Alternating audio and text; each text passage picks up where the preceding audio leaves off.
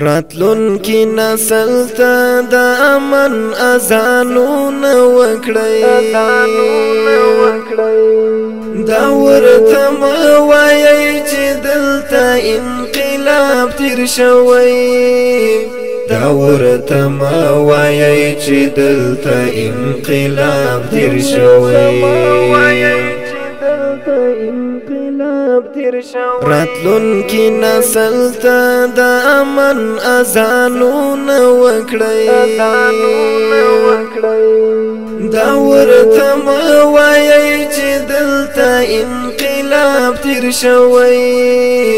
دا ورته وایي چې دلته انقلاب تیر شوی